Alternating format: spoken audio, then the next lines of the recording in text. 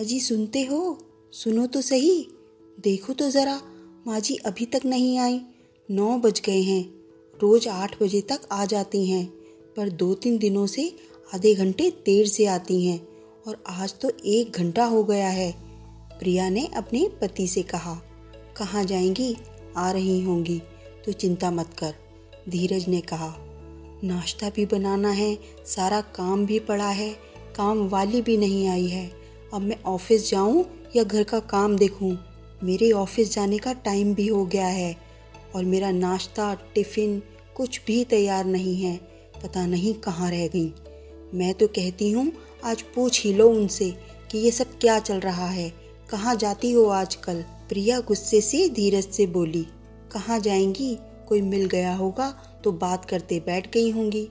ये सारी बातें निर्मला देवी के बारे में हो रही थीं, जो पति के देहांत के बाद गांव से शहर अपने बेटे धीरज के पास आ गई थीं। गांव में अकेले कैसे रहेंगी, इसीलिए धीरज उन्हें अपने साथ ले आया था। जब से वो यहाँ आई, धीरे धीरे घर की सारी जिम्मेदारी उन्हीं के ऊपर आ गई थी। एक बेटी भी थी उनकी, जो विदेश में रहती थी। बेटा और बहू एक आईटी कंपनी में बड़ी पोस्ट पर थे। आदि उनका 3 साल का पोता नर्सरी में था। उसे स्कूल लाने छोड़ने की जिम्मेदारी भी निर्मला देवी जी की थी। पहले घर के सभी कामों के लिए काम वाली थी और एक फुल टाइम मेड भी थी, जो आदि को संभालती, लेकिन काम ठीक से करते नहीं, ये वजह बताकर सभी को हटा दिया। बस झाड़ू पोछा के लिए एक काम वाली आती थी। ये अपना ही घर है और ये अपनी भी तो जिम्मेदारी है, ये समझकर निर्मला देवी ने सारी जिम्मेदारी अपने ऊपर ले ली। लेकिन इतना करने के बावजूद भी उनकी कोई इज्जत नहीं थी। बहू तो कभी ठीक से बात भी नहीं करती थी। उसे तो सिर्फ काम से मतलब था। अपने बेटे से 2 प्यार के बोल सुनने के लिए उनके कान तरस जाते थे। एक दिन बहू फ़ोन पर बात कर रही थी और उस दौरान कुछ ऐसा सुनने को मिला जो उनके लिए सहना मुश्किल था। प्रिया फ़ोन पर हंस हंस कर किसी से बात कर रही थी और कह रही थी कि अब तो आराम ही आराम है, आदि की भी चिंता नहीं रहती। माँ जी ने घर बड़े ही अच्छे से संभाल लिया है, इसीलिए तो उन्हें गांव से यहाँ लाए। मतलब उनके लिए पैसे भेजने की भी ज़रूरत नहीं और काम वाली को जो पैसे देते थे वो भी बच गए। और एक काम तो बड़ा अच्छा हो गया, वो मतलब आदि को संभालने का, और वो भी एकदम फ्री में एक फुल टाइम मेड मिल गई। कितने नखरे होते हैं काम वाली के। मैं तो बहुत परेशान हो गई थी। आगे कुछ और सुनने की हिम्मत निर्मला देवी जी में नहीं थी। जिन्हें वो अपना परिवार समझ रही थी, उनके लिए वो सिर्फ एक फुल टाइम मेड थी। ये सोचकर भी वो बेचैन हो उठती थी। पर बहू को भी क्या दोष देना, उनका खुद का बेटा भी उनकी इज्जत नहीं करता था। कितने प्यार और अपनेपन से वो घर संभाल रही थी, लेकिन ये सब सुनकर बहुत दुखी हो गई थी।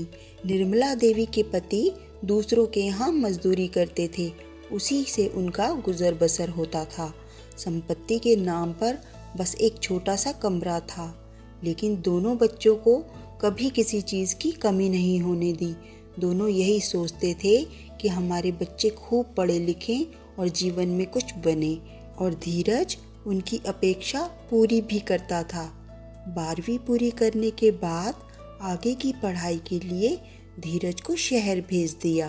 अपना पेट काट कर दोनों ने रात दिन मजदूरी करके उसे इंजीनियर बनाया, और उनकी मेहनत का फल कहो या कुछ और, धीरज का सिलेक्शन एक आईटी कंपनी में हो गया। एक दिन वो गांव आया और उन दोनों से कहा कि उसे एक लड़की पसंद है और वो उससे शादी करने वाला है। ये सुनकर मानो उनके पैरों तले ज़मीन खिसक गई हो। वो बेटा जिसे इतनी मेहनत से बड़ा किया, वो अपने पैर पर खड़ा हो सके इस काबिल बनाया। उस बेटे की शादी के लिए कितने सपने देखे होंगे उन्होंने, पर बेटे को खुश देखकर वो भी राजी हो गए। और अगर राजी ना भी होते तो क्या फर्क पड़ता, धीरज तो उन्हें बस बताने आया था। उसने कहा कि तुम लोगों को तैयारी करने की कोई ज़रूरत नहीं है, प्रिया के पापा ने सारी तैयारी कर ली है, आपको बस आशीर्वाद देने आना है। धीरज की शादी हो गई और वो अपने संसार में रम गया। पिताजी के देहांत के बाद गांव का घर बेचकर वो माँ को अपने साथ ले आया। आज भी वो आदि को स्कूल छोड़ने गई हुई थी, लेकिन रोज की वापस आने के समय से 1 घंटा ऊपर हो गया था, इसीलिए प्रिया चिड़चिड़ा रही थी। उतने में निर्मला देवी घर आ गई। माँ, कहाँ रह गई थी तुम? हम दोनों को कितनी चिंता हो रही थी तुम्हारी, धीरज ने कहा। सही कह रहे हो बेटा, चिंता तो होगी ना, घर का सारा काम जो पड़ा है। ऐसा क्यों बोल रही हो? मुझे तो ये चिंता हो रही थी कि इस अनजान शहर में कहीं रास्ता न भटक गई हो। धीरज बोला, चलो, तुम्हें अपनी बूढ़ी माँ की चिंता तो है, पर अब इस घर को तुम ही संभालो, मैं चली। निर्मला देवी बोली, जा रही हो? कहाँ और क्यों? दोनों एक साथ पूछ बैठे। प्रिया को तो जैसे सदमा ही लग गया था। घर और आदि का कैसे होगा, ये सब सोचकर उसे जरा टेंशन ही आ गया था। लेकिन माँ, तुम कहाँ जाओगी? अब तो घर भी नहीं है गांव में। तुम्हें कोई परेशानी है क्या यहाँ? तुम्हें मेरी चिंता करने की कोई ज़रूरत नहीं है। मेरे रहने और खाने पीने की सुविधा हो गई है। एक डे केयर में मुझे काम मिल गया है, मैं वहीं जा रही हूँ। निर्मला देवी बोली, तुम वहाँ काम करोगी और मेरी इज्जत के बारे में एक बार भी नहीं सोचा? तुम्हें कोई परेशानी है तो हमसे कहा होता, कम से कम हमें बदनाम तो मत करो। कितनी इज्जत है हमारी यहाँ, आपको अंदाज़ा भी है इसका? प्रिया बोली। निर्मला देवी हंसी और कहा, इसमें क्या शर्माना, काम तो काम होता है और मैं वहाँ पूरे मान सम्मान के साथ रह पाऊँगी।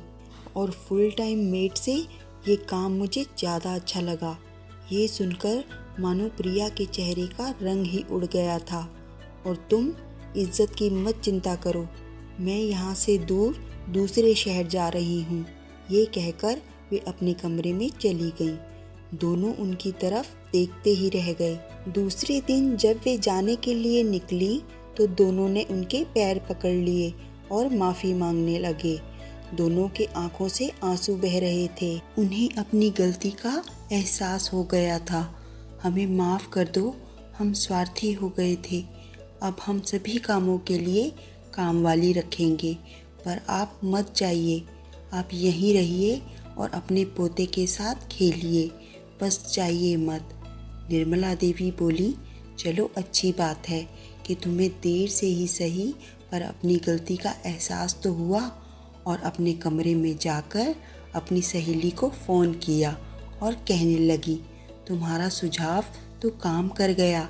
मेरे बेटे बहू को उनकी गलती का एहसास हो गया और आगे से वे सभी हंसी खुशी एक साथ रहने लगे। दोस्तों, आपको अगर ये कहानी पसंद आई हो तो प्लीज़ इसे लाइक एंड शेयर कीजिए और मेरे चैनल को सब्सक्राइब कीजिए। धन्यवाद।